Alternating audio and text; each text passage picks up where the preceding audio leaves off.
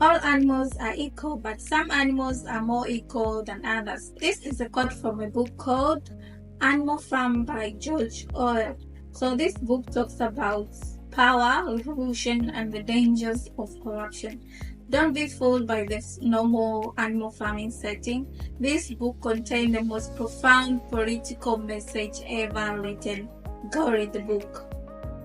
So this book was written in 1945 and it's a political satire, and it was written during the Russian Revolution and during the totalitarian movement, and George Orwell used animals to represent key figures and ideas, and let's explore it. So the book begins at Manol Farm, where these animals are mistreated by Mr. John, a human being.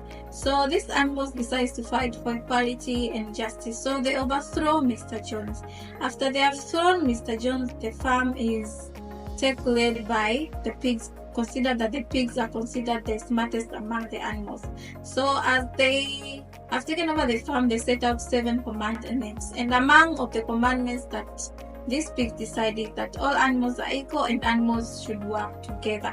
Now, when these pigs test the power starts collapsing them. The pigs, led by Napoleon and Snowball, these two begin to struggle for power. And at the end of the day, Snowball gets kicked out of the farm, leaving Napoleon to take the lead. Napoleon gets corrupted by the power, and he ends up being exactly like Mr. Jones, who they chased out of the farm. So Napoleon begins mistreating the other animals, and he begins to alter the commandments. And at the end of the day, they remain with one commandment, which states that all animals are equal, but some animals are more equal than others. Animal Farm isn't just a book about animals, it's a warning about how power can be corrupt. And this can be seen in our society where leaders become corrupt just because they're in power. And the writer shows how revolutions can be betrayed and how propaganda can be used to manipulate the truth. We see this every day in a society where leaders use this propaganda to manipulate the truth. And it also shows us that society can go back in a situation where they first got out from. This reminded me of a book called Africa is Not a Country by Dipo Folayane.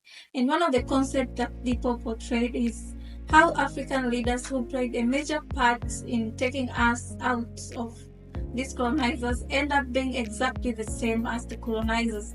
So Animal Farm is a must read for any person who wants to understand political dynamics and human nature, and want to understand how really power can be corrupt. So if you read the book, let us know in the comments what were your thoughts, and don't forget to subscribe.